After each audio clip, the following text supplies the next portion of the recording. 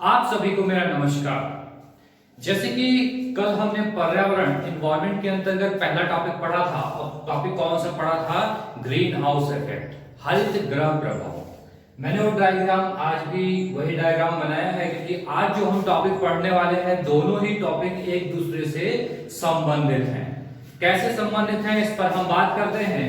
जैसे कि कल हमने पढ़ा ग्रीन हाउस इफेक्ट, तो ग्रीन हाउस इफेक्ट क्या था? इस डायग्राम के माध्यम से मैंने आपको समझाया था कि जो सूर्य की रोशनी हमारी पृथ्वी पर आती है जिससे क्या होती है, हमारी पृथ्वी गर्म होती है। लेकिन क्या होता है, ये जो हमारी पृथ्वी के चारों ओर उपस्थित गैसें हैं, ये इन गैसों की अधिकता की वजह से ये सूर्य की किरणें ये बाहर नहीं जा पाती हैं, तो पृथ्वी क्या हो जाती है?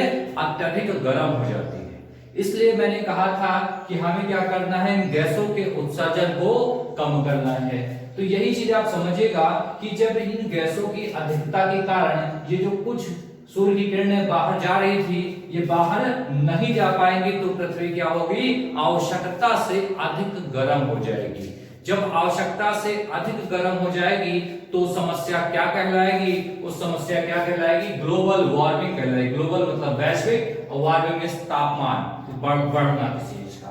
तो ग्लोबल वार्मिंग क्या है? पृथ्वी की सतह पर औसतन तापमान वृद्धि। इसका मतलब है पृथ्वी की जो औसतन सतह का तापमान होना चाहिए उसमें क्या तापमान में वृद्धि हो जाती है। अब हम बात करें इसे ग्लोबल वार्मिंग का नाम किसने दिया या ग्लोबल वार्मिंग की संज्ञा किसने दी? भाई ग्रीन हाउस गैसों के कारण एक समस्या उत्पन्न हुई जिसे ग्लोबल वार्मिंग कहा गया। अब इस ग्लोबल वार्मिंग की संज्ञा किसने प्रदान की?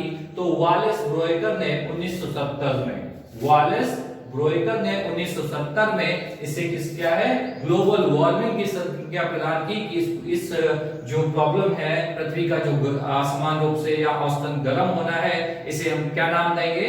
तो ग्लोबल वार्मिंग नाम देंगे। अब ग्लोबल वार्मिंग के क्या कारण है? तो कारण की बात करें तो सबसे मेन कारण तो क्या है? हमारे ग्रीन हाउस गैसेस हैं, ग्रीन हाउस गैसेस हैं। और उसके अलावा हम बात करें तो क्या है? पर्यावरण प्रदूषण है। ठीक, क्योंकि पर्यावरण प्रदूषण है तभी ग्रीन हाउस गैसेस हैं। ठीक है, अब उसके बात करें इन ग्रीन हाउस गैसेस में या पर्यावरण प्रदूषण के अंतर्गत सबसे सर्वप्रमुख गैस कौन सी है जिसके कारण ये ग्लोबल वार्मिंग नाम की समस्या सर्वाधिक उत्पन्न होती है? तो इसमें सबसे ज्यादा उत्तरदायी है क्या? CO2, carbon dioxide. Carbon dioxide बहुत बार एग्जाम में पूछा गया है कि ग्लोबल वार्मिंग या वैश्विक तापमान के लिए सर्वप्रमुख उत्तरदायी गैस कौन सी है? तो कार्बन डाइऑक्साइड है। कार्बन डाइऑक्साइड के बारे में मैंने आपको पहले भी बताया कि अगर हमारे वायुमंडल में इसकी मात्रा की बात करें तो 0.03% है, कई बार एग्जाम में पूछा गया है। और अगर बात करें सन 1900 के आसपास की बात करें, जो 280 ppm के आसपास कार्बन डाइऑक्साइड की मात्रा हुआ करती थी, अब अगर वर्तमान की बात करें तो लगभग 400 ppm के आसपास है। लगातार कार्बन डाइऑक्साइड का उत्सर्जन बढ़ रहा है। अगर हम बात करें कार्बन डाइऑक्साइड के उत्सर्जन वाले देश कि कौन से देश हैं जो सबसे ज्यादा इसका उत्सर्जन कर रहे हैं, तो सबसे टॉप पे कौन सा है? चाइना। चाइना जो कि 27% कार्बन डाइऑक्साइड का उत्सर्जन करता है। दूसरे नंबर पे आता है अमेरिका जो 15% कार्बन डाई गैस का उत्सर्जन करता है। तीसरे पर यूरोपीय संघ आते हैं जो लगभग 10% गैस का उत्सर्जन करते हैं। फिर चौथे नंबर पे आता है भारत जो लगभग 7% CO2 गैस का उत्सर्जन करता है। बाकी जो परसेंटेज बचे वो अन्य सभी देश मिलकर करते हैं, लेकिन ये 4 प्रमुख देश हैं। अभी ग्लोबल वार्मिंग में बार बार आपको ग्लोबल वार्मिंग बता रहा हूं। ग्लोबल वार्मिंग क्या है? पृथ्वी की सतह का औसतन तापमान वृद्धि। तो क्या है, जब पृथ्वी की सतह का तापमान में तेजी से बढ़ोतरी होगी या अत्यधिक गर्म हो जाएगी तो इससे क्या नुकसान होने वाला है? भाई इससे क्या प्रभाव पड़ेगा हम पर? इस प्रभाव को भी जानना जरूरी है। तो सब प्रमुख अगर हम बात करें, सिंपल सी बात है, अगर पृथ्वी गर्म हो जाएगी तो अगर हम अपने वहां बात करें, आप लोगों ने रिवर पढ़ा होगा, नदियां पढ़ी हैं, समुद्र पढ़ा है, सब कुछ पढ़ा है।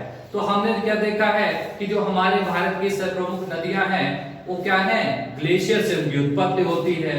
ठीक है, जैसे सिंधु नदी, सतलज नदी, ब्रह्मपुत्र नदियां, ये सब बड़ी नदियां हैं जिनकी उत्पत्ति कहां से होती है? ग्लेशियर से होती है। गंगा है, यमुना है, इनकी सबकी उत्पत्ति ग्लेशियर से होती है। अब ग्लेशियर क्या है? बर्फ का पहाड़ है। जब अत्यधिक गर्मी होगी तो ग्लेशियर्स क्या होंगे? अत्यधिक मात्रा में पिघलने लगेंगे और जब ये ग्लेशियर्स अत्यधिक मात्रा में पिघलेंगे तो क्या होगा, नदियों में पानी काफी बहाव तेज होगा और वो फिर कहां जा रहा है, वो जा रहा है कहां, समुद्र में। तो क्या होगा, जब समुद्र में अत्यधिक जल पहुंचेगा तो क्या होगा, जल स्तर बढ़ेगा। जब समुद्र का जल स्तर बढ़ेगा तो हमारे जो महाद्वीप हैं, विश्व के 7 महाद्वीप हैं, उनके अस्तित्व को खतरा हो जाएगा, क्योंकि उस महाद्वीप से अगर जल स्तर ऊपर उठ गया तो हमारे विश्व के बहुत सारे ऐसे द्वीप हैं, छोटे छोटे द्वीप हैं जो जलमग्न हो जाएंगे। इट मींस वहां पर जीवन व्यापक करना मुश्किल पड़ जाएगा। उसके अलावा अगर इस ग्लोबल वार्मिंग, पृथ्वी का आसमान रूप से गर्म होने के कारण क्या हो जाता है, ऊष्मा तरंगों का बढ़ना, ऊष्मा तरंगें बढ़ जाती हैं। उसके अलावा गर्म लहरें आना, तेज तूफान आना, इससे तेज तूफान आना। उसके अलावा बात करें चक्रवात आना, ओजोन परत को भी इससे कहीं ना कहीं नुकसान पहुंचता है। उसके अलावा भारी बारिश आने की आशंका होती है।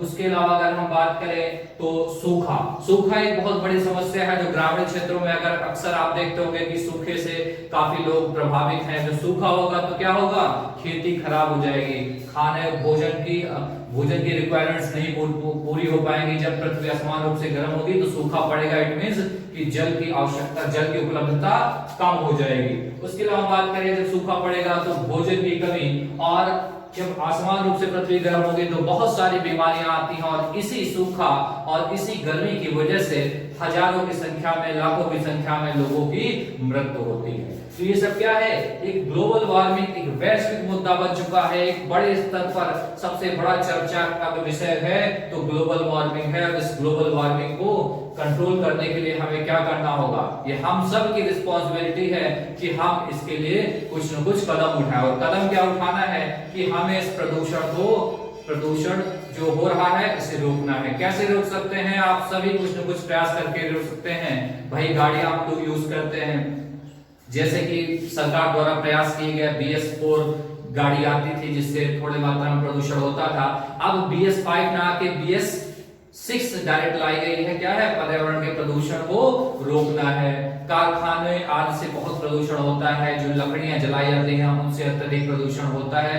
तो ये सब बहुत इंपॉर्टेंट गैसेज हैं, जैसे AC रेफ्रिजरेटर आदि का प्रयोग, CFC गैस का निकलना, ये सब चीजें बहुत सारी चीजें हैं। तो क्या है, हमें इस पे नियंत्रण पाना है, इस पे कंट्रोल पाना है, अन्यथा हमारी पृथ्वी का अस्तित्व समाप्त हो जाएगा। एक छोटा सा टॉपिक है ग्लोबल वार्मिंग, लेकिन हमारे रियल लाइफ में इसका बहुत बड़ा रोल है। इसे आप अच्छे से पढ़िए, अच्छे से समझिए और इसे प्रयास करिए कि इस प्रदूषण को कैसे कंट्रोल किया जाए। सिर्फ इसलिए ना पढ़िए कि आपके एग्जाम में आएगा, आप इसे सॉल्व कर लेंगे, इसलिए पढ़िए क्योंकि हमारा दायित्व बनता है कि हम अपनी अर्थ को बचाएं, सेव द अर्थ। ठीक है, और बाकी आप वीडियो को देखिए, अगर आपको अच्छी लगे तो लाइक दबाएं और अच्छी ना लगे तो अनलाइक भी दबाएं। ये दोनों ऑप्शन आपके सामने उपलब्ध हैं। आज के लिए इतना ही, बहुत बहुत धन्यवाद।